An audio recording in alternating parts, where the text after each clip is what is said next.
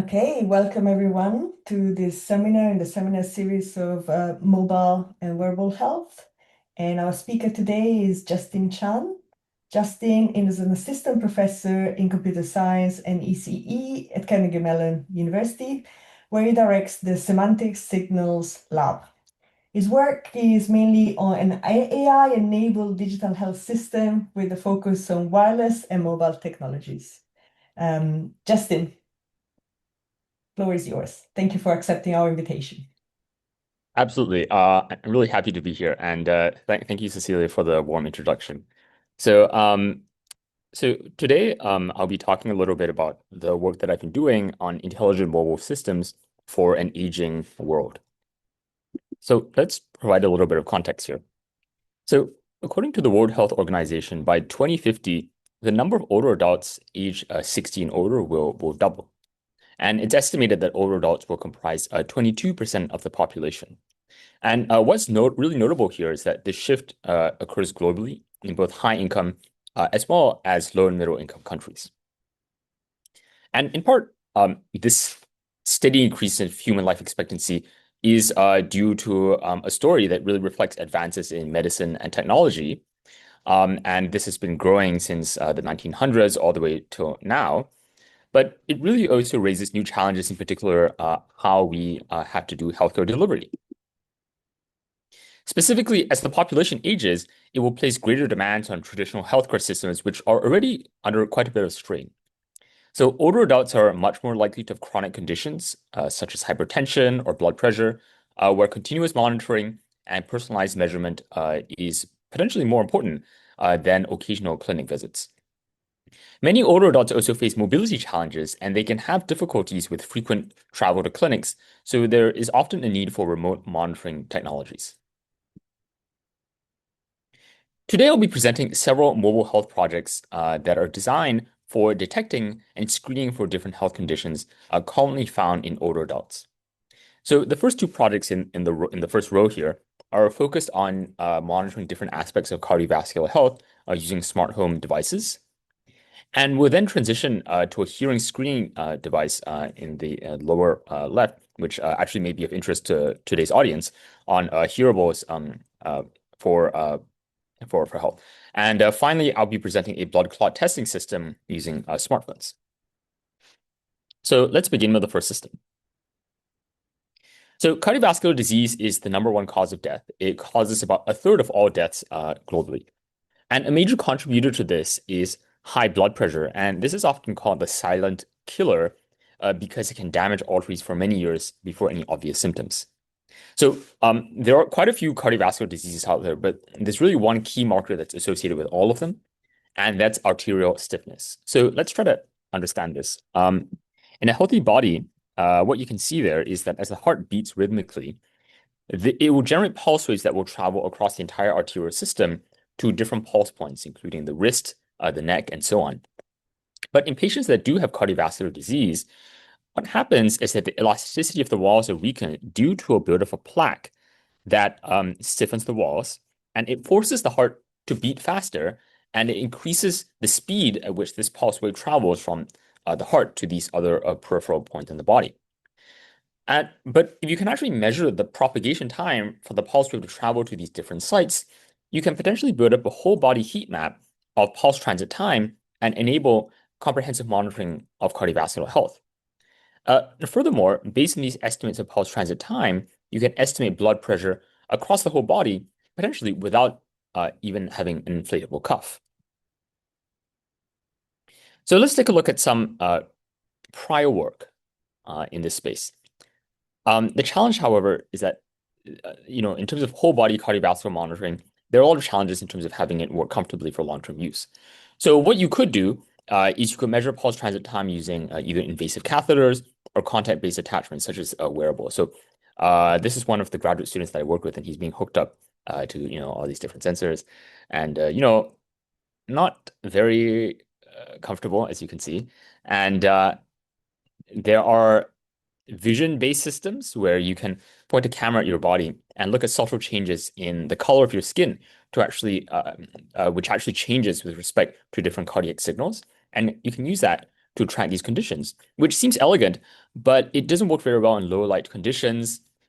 Pulse points can be covered by clothing, and it can pose privacy concerns. More recently, radar-based approaches have been proposed, but these tend to require close placement of a single radar adjacent to every single pulse point on your body. So this picture here kind of illustrates the idea that this is really not a very practical, convenient setup when you're trying to do a whole body cardiovascular monitoring, which is kind of the problem statement that we're focused on today. So what I'm presenting today is PolyPulse, which is the first AI-driven system to contactlessly measure pulse transit time and blood pressure at multiple key sites in the body, but just using a single device. And the idea is that our system will transmit a wireless signal towards the user, and it'll measure the tiny surface reflections from all these pulse points. We can then identify key features along all these different cardiac signals that it measures to estimate the startup heartbeat and the arrival of the pulse at a peripheral site. The advantage of this approach is that it's privacy preserving and it enables continuous monitoring without any contact-based sensors, and it can be done within the form factor of a smart home device. And given that millimeter wave radios are significantly decreasing in terms of cost and are prevalent, particularly in some smart home devices, the system has the potential to enable remote assessments with physicians in telemedicine settings. Now, measuring these cardiac signals from multiple sites is challenging for a couple of reasons. The first is that you can take a look at your wrist right now and try to identify where the arterial pulse site is. And it's quite small. It's only around 3 millimeters in size. And how can we actually capture this tiny area and actually target a signal just towards that tiny area? The idea here is we want to leverage a high-resolution millimeter wave radar. So the radar has lots of different antennas, but packed into a very small form factor. And you can think of the radar, of each antenna on the radar, almost like a pixel on a camera, that the more antennas we have, the easier it is to actually pinpoint a particular location in space. So you can decompose the space into these what we call bins. So there are range bins for different distances and angular bins for different angles. And based on this, every cell within this heat map here corresponds to the signal power at a particular bin. So which bin here actually corresponds to the pulse signal? That's basically almost like trying to find a needle in a haystack at first glance.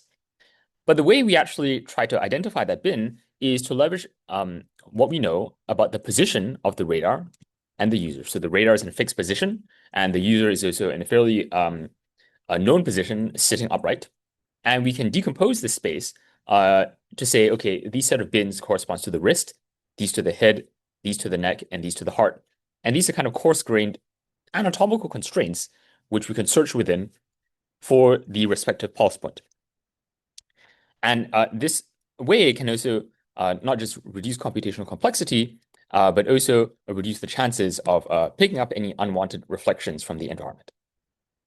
So now that let's kind of zoom in into one of these cells here. If you actually look at a cell that does contain a cardiac signal, on the left, you get a fairly periodic signal, whereas a cell that does not contain any cardiac signal at all will appear mostly as just noise without any recognizable patterns. And we can use this to distinguish between what is the actual signal versus noise. Now, the second challenge is that even after identifying the pulse site, the actual displacement is minute and hard to detect. It's approximately 20 to 30 micrometers, and I'll play a video where other folks have used computer vision algorithms to actually amplify how that looks like. But the size of these displacements are actually 100 times smaller than other physiological motions, such as breathing and heartbeats, which can easily overshadow these tiny arterial pulse displacements.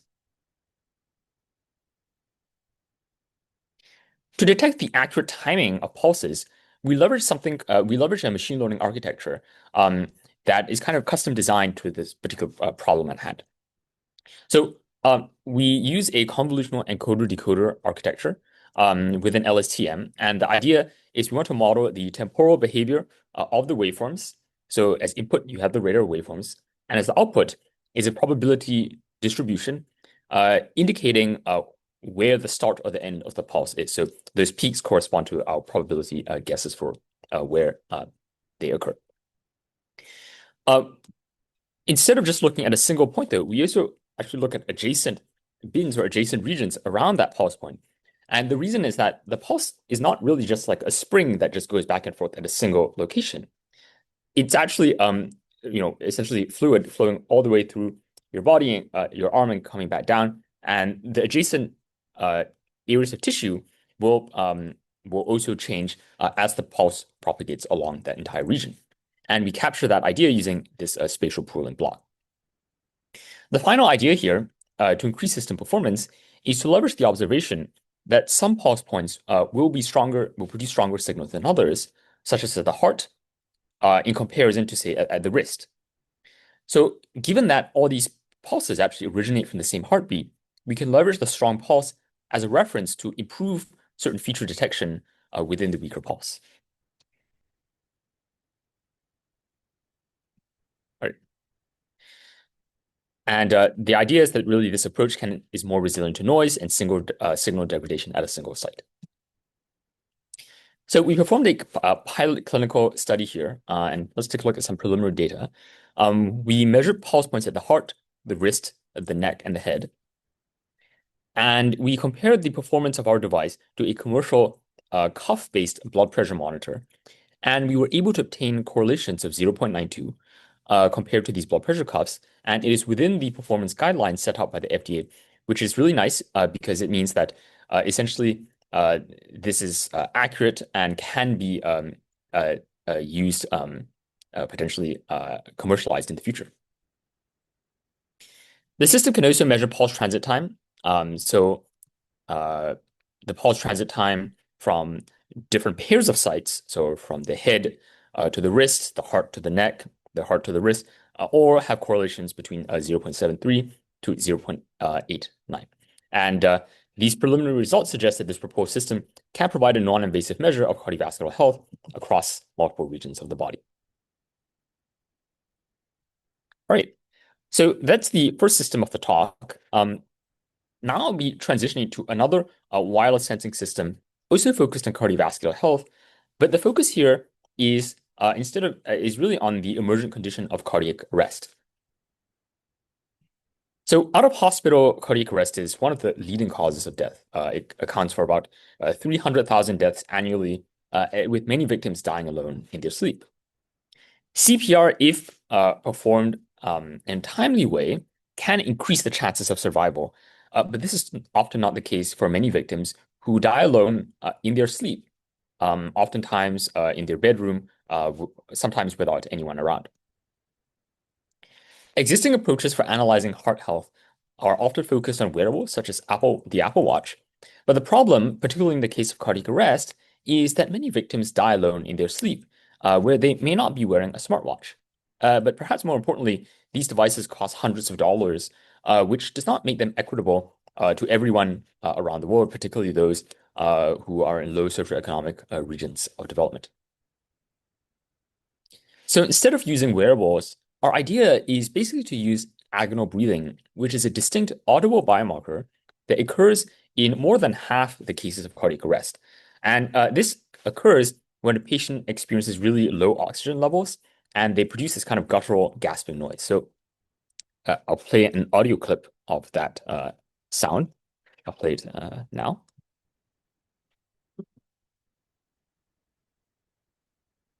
Okay, I'm going to play that sound again. We don't hear it. I think you might not have set up the audio when you share the video. Okay, well, okay, that's okay. It's not critical for this, but the idea think of it as this it's a very unnatural gasping noise. So it's not something that say as a human I can mimic it. It really only occurs in this very specialized setting. Now, our hypothesis here is that just by leveraging commodity devices like smart speakers and phones, we can create a real-time detection algorithm that can detect these agonal breathing noises in a domestic setting. And with this approach, we can have an ambient health system that kind of passively listens to these sounds, detects these anomalous biomarkers, and alerts emergency medical services in time to potentially arrive and perform CPR.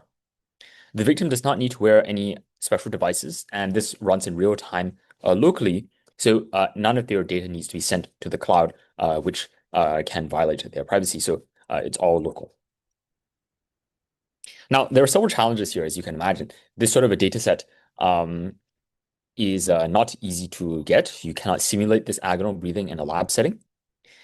The second is that you need to collect a fairly large amount of diverse non-agonal breathing patterns as controls, because you don't want your classifier to be, going off when somebody's snoring or breathing normally. And you need to collect this from a diverse set of environments and different hardware setups as well. So we take a data-driven approach here to really curate a data set that represents the acoustic environment that would occur in real cardiac arrests that are out of the hospital, so that it can generalize to the real world. To address this challenge, we leverage a unique data source, 911 audio of confirmed cardiac arrest events. And as it turns out, these events often include agonal breathing during the call.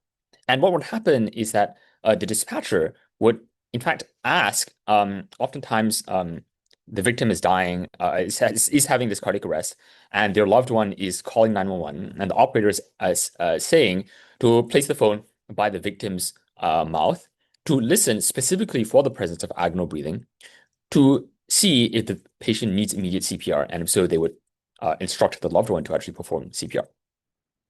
And this is kind of where we got this high-quality data set of agonal breathing events. To collect a variety of non-agonal breathing events, we leverage two approaches. First is we found recordings of patients at a sleep lab where snoring, regular breathing, and apnea events occurred, and collected about 83 hours of this across 12 patients. And second, we collected breathing data from a set of diverse environments, and we crowdsourced this data from participants around the world using Amazon Mechanical Turk. So we just asked participants to place a phone by their bedside and record themselves breathing normally over the course of a night. And we collected data from 35 participants across 60, 164 hours and a range of smartphone models. Okay, now that we have the data set, there are a few challenges that we need to tackle here as far as actually building the system to detect these events. The first is that there's a class imbalance between the relatively small number of agonal breathing examples and the much larger number of normal breathing examples. The second is that the system needs to generalize to these real-world environments. And finally, it needs to achieve a low false alarm rate on normal sleeping sounds. So to address this challenge, we augmented the data. So we played it over the air from a phone to different speakers, to different receivers at different distances, and recorded them in the presence of other simultaneous interfering noises, such as cats and dogs, and so on, that would occur oftentimes within these environments. To generalize the system to an unknown or unseen environment, so you place the speaker for the first time in a new environment, what it would do is it will collect a few minutes of calibration audio data to get a sense of the acoustic environment within the room, and it will use this to fine-tune the classifier to fit within that new environment. And finally, the important problem here is that you really don't want to alert emergency medical services unnecessarily. And to deal with this, what we did is we leveraged a breathing frequency filter that leverages some domain knowledge about agonal breathing, which is that it occurs at a much lower rate than normal breathing. So in fact, it occurs at 3 to 6 breaths per minute, which is a lot lower than normal breathing, which only occurs at about 12 to 20 breaths per minute. So we evaluated the sensitivity of our classifier at detecting these agonal breathing events, and it had a sensitivity of 97.2%. And we then evaluated the false alarm rate of our system. So we took this frozen classifier that we had and ran it across 82 hours of data from sleep lab and 164 sleep sound data from different environments. And first, initially, without this heuristic that I mentioned, the false alarm rate was 0.19%. But after applying this frequency filter, we can bring down this false alarm rate to 0% on this particular data set. So there are a lot of important opportunities here demonstrated by the system for how mobile technologies can detect life-threatening conditions outside of the hospital, which is important given that it can track a large amounts of data that is often not always possible within a clinical setting. So that was the first part of the talk where we were focusing on cardiovascular health sensing systems that can take monitoring out of the hospital and into everyday environments. So now I'd like to transition to a earable system that can tackle a different aspect of health commonly found in the aging population. So age-related hearing loss is a common occurrence that's experienced in about 1 in 3 adults aged 65 and older. And studies have shown that loss of hearing is often associated with increased risk of Alzheimer's and falls, which is particularly harmful in older adults. Notably, many of these changes occur quite slowly over time, and individuals often are not aware of these changes. So this underscores the need for having accessible hearing screening technology that can be used outside of the clinic to enable earlier screening of hearing loss. The challenge, however, is that many older adults experience cognitive decline or fatigue or difficulty following instructions. So it's challenging to perform the conventional hearing screening test. So the way that a conventional hearing screening test works is you place sounds at different amplitudes and frequencies into the patient's ear and ask them to respond the moment they are not able to hear a particular frequency and build up this profile of the hearing. But they may not always be able to respond, so this may not always be the best approach. Now, hearing loss is related to the inner ear, which is the cochlea, that shell-shaped organ in purple there. And what we're going to leverage is a very interesting property of the cochlea. So whenever you hear a sound, it'll travel through the ear canal, like so, towards the innermost part of the cochlea. And what's interesting is that the cochlea is lined with these hair cells. You can see on the right, this is one of these cochlear hair cells. And we normally think of the ear as a microphone. It will simply absorb sounds, it'll process sounds, and so on. But what's fascinating is that this cochlea actually functions like a speaker as well, in that it'll generate sounds of its own. So these are not reflections. These are sounds completely generated by the speaker. And what will happen is that these sounds will come out of the ear, and if you had a microphone there, you can pick it up. But you need a very sensitive microphone because these sounds are often so soft that they're below the audibility threshold for what even humans can hear.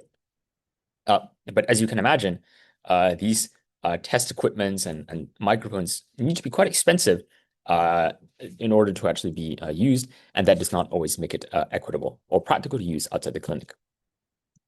Oh, and actually, this you may be able to see this, but here's the cochlea hair cell actually wiggling in response to the sound.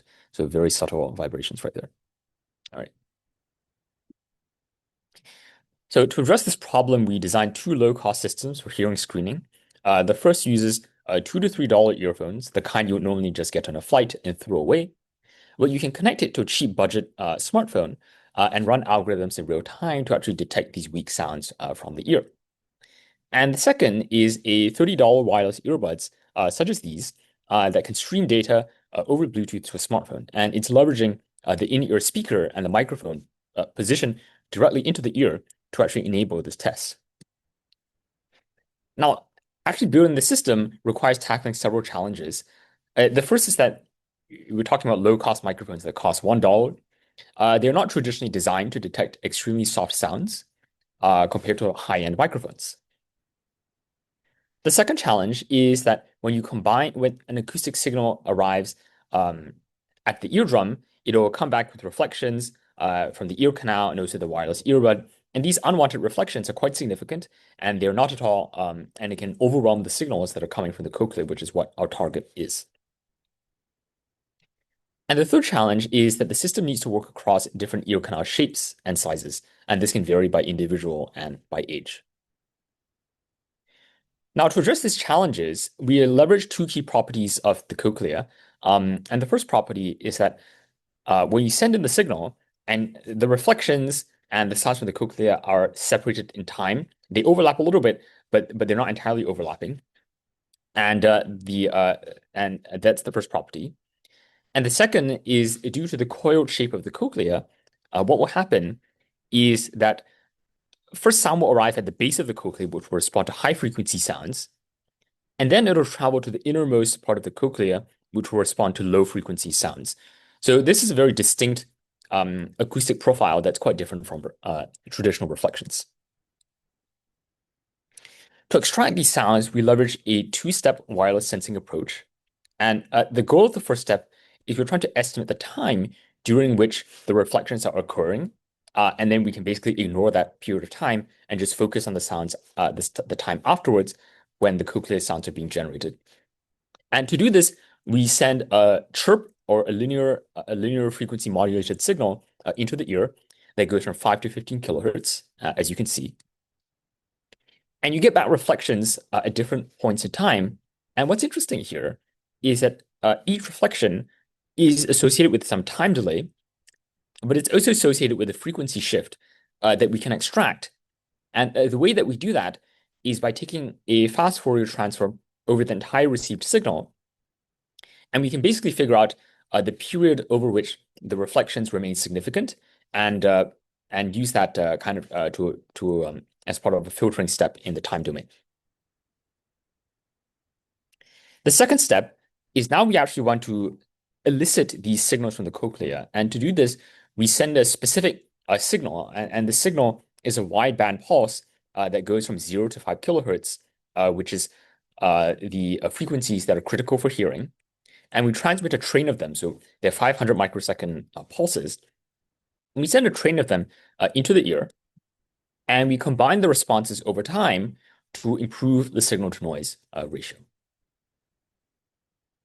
Now, there are other algorithmic details here, and you can refer to our paper on this topic. And this includes a power adaptation algorithm for different ear canal lengths, a noise detection algorithm, and detecting when the probe has entered into the ear. We designed a custom earbud device here using off-the-shelf hardware. And the hardware here has a speaker, a microphone, a microcontroller, and a Bluetooth chip, which can stream this data to a nearby smartphone. So it runs all the algorithms in real time to measure the signals from the cochlea in a real-time manner. And the cost is $28 each at a quantity of 1,000 devices. So let's take a look at the results here. And just kind of to put some context for these results, while this study, how I've been presenting it is how it can be applicable for older adults, which is indeed a goal. The original study was performed on newborns who are also similar in the sense that they may not always be able to respond to conventional hearing tests, especially when we're talking about 1 month old children. And this test is often used in this population as well. So we collected data across about 251 patient ears, and the age range here was 1 week to 20 years of age. And about a third of these patients had hearing loss. And to obtain the ground truth for hearing status, the doctor would aggregate information across all prior clinical tests and exams and assign their best judgment as to whether that patient had hearing loss. So let's take a look at the AUC curve of the traditional $5,000 medical device that's typically used to obtain these readings. And the AUC is 0.969. And here are the performance results for our system, 0.955, which is comparable, but we're able to achieve this, importantly, at orders of magnitude lower than the expensive clinical device.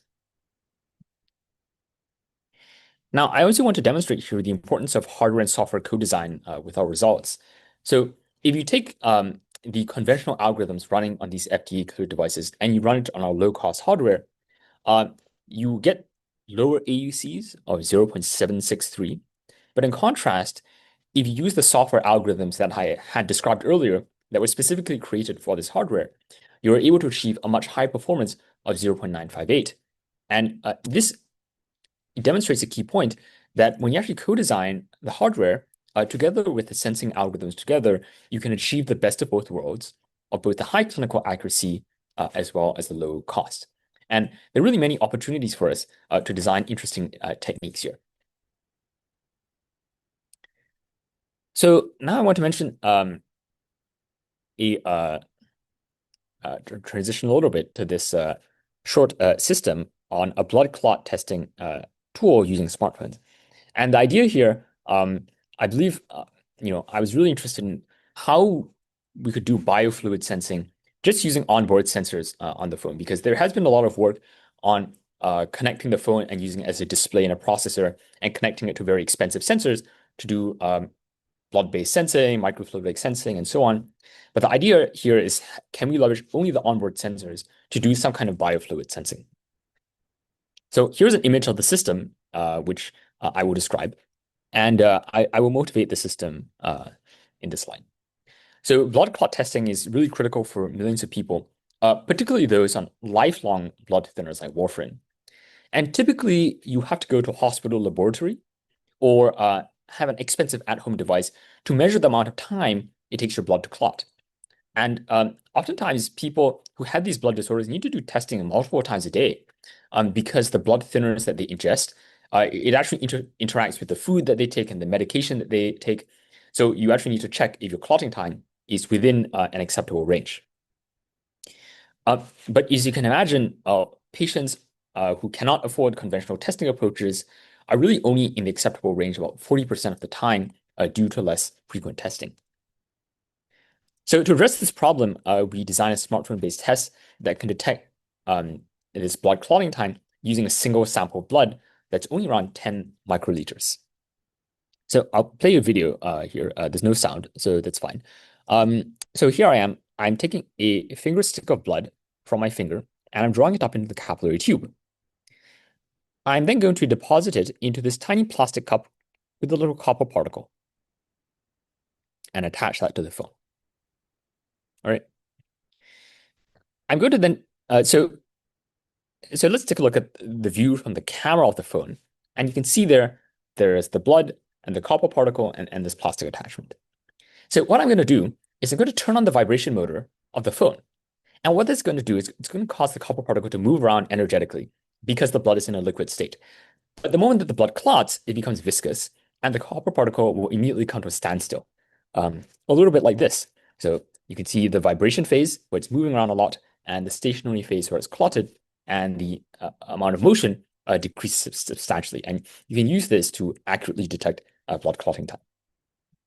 So here's a video from the camera's point of view. The copper particle is moving around energetically. And then right there, it stops and it becomes stationary. And that's exactly how we detect the clotting time. So we performed an extensive evaluation here across 158 whole blood samples across blood disorders. And we compared this to an expensive at-home point-of-care device.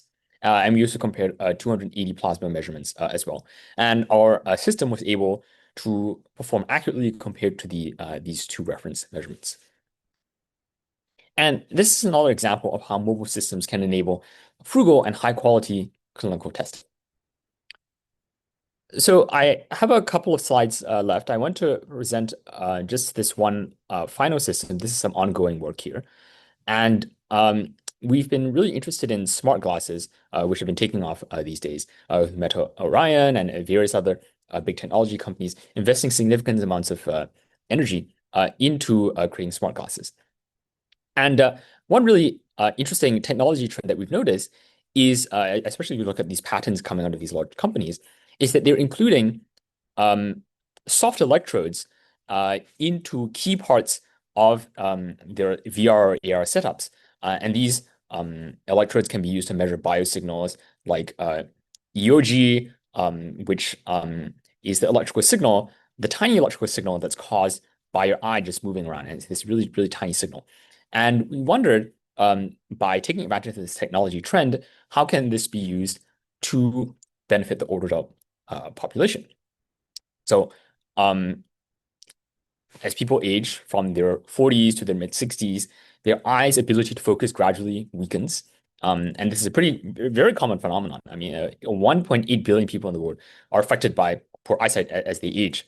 And a common solution here is bifocal lenses or progressive lenses, where glasses are, you look in one area and focus on a near distance, and then you look at the other area and focus on a faraway distance. And this is okay, but it can result in a reduced field of view. So and people have presented these varifocal lenses that you can actually basically tune the focal length dynamically on the glasses. And we wondered if there was a way uh, where the eyeglass can automatically sense without any cameras, so totally privacy preserving, totally low power, leveraging these electrodes to figure out exactly where the eye is looking, and then automatically tune the focal length so you can dynamically look back and forth. And this is our smart glasses idea here. It's called Verge IO. Proximity to them, because this is a uniquely positioned. This eye movement is called vergence, where you're looking back and forth at different depths. So this is a custom smart glasses here with different form-fitting and unobtrusive electrodes. So as you look near, your eyes will actually converge close by, and when you look farther away, your eyes will actually diverge far away. So based on this, we can actually use this as an interaction mechanism to look slightly between different objects. Here's this varifocal lens, as mentioned. So when you look far away, it changes the focal length, like so. And this can potentially even be used to screen for eye disorders as well. And this generalizes to new users as well, and that's part of our ongoing work. So, I presented a wide variety of systems here, all really focused on addressing different aspects of aging in different ways. And I think there are really a lot of opportunities here, especially given that the world is aging quite rapidly, and if we're all fortunate, we will all become older adults one day. So it is all in our best interest to really design technologies that can really benefit our future selves. This work would not have been possible without all my co-authors and collaborators who I would like to acknowledge here, and as well as my PhD students and masters and undergraduates who done much of the hard work for ongoing projects. We're a fairly new lab. We've been in existence for about 1.5 years, so we're always looking for new talent, and happy to answer any questions and have a discussion about any of these projects. Thank you very much for the interesting talk. I'll clap for everyone. If the audience has questions, I'm monitoring the chat. In the meanwhile, I have one or two questions for you, quite simple actually. One is, I was surprised that actually the vibration that the phone produces is enough for you to have enough movement in the cup, the blood clot project. Would you talk more about that? Is that really sufficient, or are you doing something else? No, it really is sufficient. So it leverages two key properties. So the first is that the vibration motor for a lot of phones is actually positioned right at the kind of the top part there. So right actually where it overlaps with the attachment. And the attachment, because the stem of the attachment is extremely thin, it essentially acts like a cantilever that amplifies the vibration movement to actually cause that vibration. So yes, we tested this on a few phones as well. So it produced a comparable result. Thank you. I will now read a few questions that are online. Yvonne is asking something about the earbud system. The results were shown for newborn. I'm curious, has it also been evaluated across broader age ranges? Have you examined how well the system generalizes across the users? Yeah, so for the newborn study, which is actually how this study was actually done, it was actually focused on newborns. But for this talk, I pitched it essentially as also for older adults. But for the newborn study, we tested it across, we did that subgroup analysis across actually the main age range where it's really important is 0 to 6 months. You actually need to detect if you have hearing loss within that time, so you can have follow-up to get hearing aids and other tests like that. Because if you don't, basically it'll affect your language development because you need to start speaking your first word at 1 year of age. So within that critical age range, you get basically the same performance as folks who are above 6 months to the 20-year range. But more generally, this technique has been tested in older adults as well. And it is also able to do this testing quite well. So certainly in the future, using this technology in the older adults population is, I think, untapped opportunity. One thing I would like to mention is that Apple Yeah, AirPods. I was about to follow up on Apple. Go on. Yeah. So hope I don't just steal away the question, but basically, as you know, Apple AirPods, they now are licensed as medical grade hearing aids. So it's like it's a wonderful opportunity because this is the sort of thing where it's actually not really dependent on hardware modifications. This could be deployed in real time, like technology giant by Apple, to actually perform the testing and also the intervention within the same ecosystem, technology ecosystem, which would be a really nice thing, especially given that Apple is so focused on delivering healthcare system today. Thank you. Evelyn is asking about the agonal breathing project. Did you evaluate the model on real-world data that resembles the intended application scenario?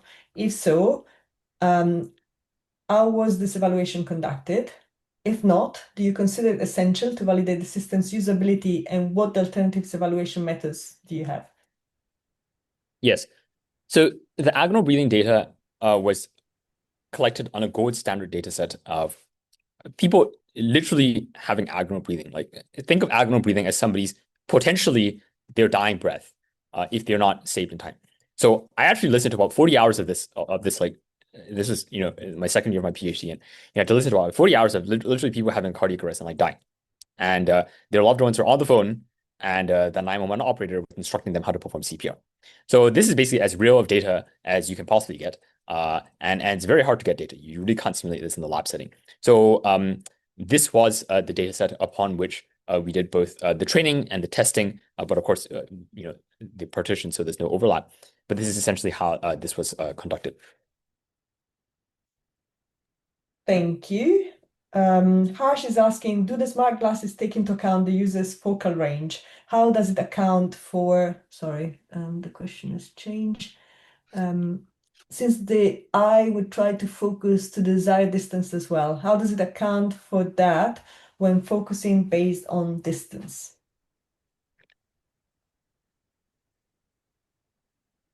Oh, so so basically, we currently are bucketing it into a fairly coarse grain ranges. So this can also be tuned to the user. Um, but the current system as it is, so actually, that's a good question. So the current system as it is buckets this into uh, I believe three different possible ranges. So and it can detect as you move between these three different ranges, and then it can automatically tune the actual focal length, the actual focal lengths. Um, so the primary contribution in our approach is the sensing of it, and this can be used and the actuation mechanisms to change the focal length. There are different ways of doing that. There are actually mechanical ways to tune focal length. But to your specific point about incorporating what the user's focal range is, that's something that you could fine tune a pre-trained population level model on using some calibration step that you have to perform when you buy these new set of glasses. Yeah, and thank you. And Adam was following on. I think you already answered about the mechanical way in which you adjust the focal length of the glasses in real time. Yeah, Yeah, I can mention a little bit more about that. So yeah. the way that we do this is so there are really fancy ways of doing varifocal glasses. Like people that their entire research is focused on changing the focal lengths. They're like liquid crystal displays where the lens is made out of crystal and using electricity, or you can basically change it. But there are ones actually you can get on Amazon, which is actually basically the one that we did. But there's a knob, and you can basically just change the knob, and the knob will just change what the focal length of the length. So that's basically what we did. Okay, thank you. Marco is praising you for amazing work. Have you considered using the wave radar to screen for waveforms that are indicative of underlying cardiovascular disease, such as aortic stenosis, very prevalent in the elderly, or cardiomyopathy? Sorry, my screen has just gone up, or peripheral artery disease. Carotid arteries may have different waveforms in the presence of lipid plaques. You can tell the person who's asking a question is a doctor. Temporal artery may become stiff in case of giant cell arteritis, very common in the elderly. Very wide possible applications. Yes, that's a great question. So currently, we are beginning our study in clinical populations. So, the pilot study was done in a controlled setting with healthy participants. But now, actually, in the coming year, we in fact filed our IRB last week. We will be testing in populations with Alzheimer's disease, with comorbidities with these cardiovascular diseases. So we will be comparing against especially the more invasive clinical methods in the near future. So we look forward to doing that. Okay, thanks. Jake, how did you overcome the cheap Microsoft sensitivity issue? I think it is standard to repeat square pulse measurements. Yes. The sensitivity of the microphones, so good question. So yes, we do have to do repeat these pulses. But the key thing here is that you actually cannot use the algorithms on the expensive medical devices so the sensitivity is one thing that's actually the hardware thing, but there's a software part of the challenge too, which is if you look at the FDA cleared medical devices, in order to cancel out the reflections, these like unwanted reflections in the ear canal, they use echo cancellation. And that's actually very challenging to do on low cost speakers and microphones because it basically requires like coherent cancellation, and this is basically very challenging in the low cost devices. So the main contribution in our approach there is this time of flight wireless sensing mechanism to basically figure out when the reflections end. And then after that, we do, as you rightly pointed out, more these kind of standard averaging mechanisms to get the signals from the cochlea. And then I can see his other questions. I can answer them too. Yeah, And then yeah. I mean, the next question is about OAE correlative ground truth ratio, so raw SNR values, or just pass and fail. He's asking if they were correlated. yes. OEEs are typically largely used only for screening, even in the clinical context. And the reason is that the SNR, there is some variability, not high variability, but there's some variability. So it's typically not used for diagnostic purposes. But yeah, we just use a binary mechanism. Okay. And like the last question, did the ear canal depth correction help versus a standard time delay like normal TEOAE devices use? I don't think this was in the paper. Uh, yes, I believe we compared against the traditional. So I believe the comparison that we made was against the traditional software algorithms on the FDA cleared devices, and we couldn't apply those on the low cost hardware. So our mechanism helped when compared to that as a baseline. Hopefully that answers that question. Okay, it seems like you have answered the question. Okay, good. I don't see any more questions, so thank you very much for the interesting talk. I'm sure people will reach out to interact with you even more if the question and answer session wasn't clear. And thank you very much for the audience for being here, and see you next time. Thank you all. All right. Thank you, everyone.